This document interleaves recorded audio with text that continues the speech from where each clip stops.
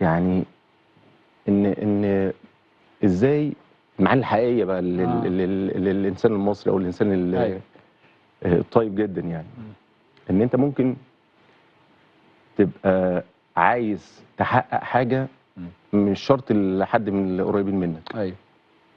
اتنين، ان هو علمك يعني ايه مساعده الناس او مساعده المحتاج او مساعده شخص ممكن اساسا ما تعرفوش خالص يعني. أيوة.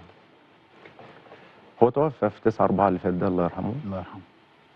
ولما توفى يمكن انا حسيت ان والدي مات مره تانية. لا حول ولا قوه الا بالله. ويمكن من كتر ما هو كان مبتسم جدا في الحياه، كل ما تشوفه متاثر قوي. انا اول مره اشوفه متاثر قوي كده. كل ما كان تحس ان هو مثلا يعني كل ما تشوفه بيضحك. بيضحك على طول. ف يمكن ما قلتلوش في حياته يعني ان انا بحبه، بس يوم ما هروح عند ربنا هقول له الراجل ده انا جزء من ميزان حسناته.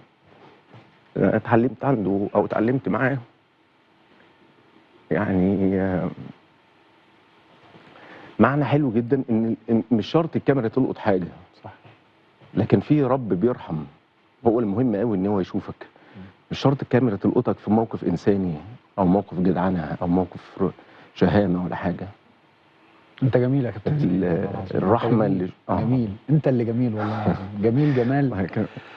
وطول عمري بشوفك بالشكل ده والله يعني.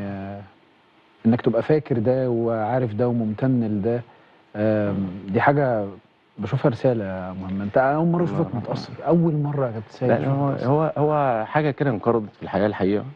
يعني انا كنت عارف ان انا بحبه جدا. عم غريب او دكتور غريب. بس عمرك ما قلت له كده؟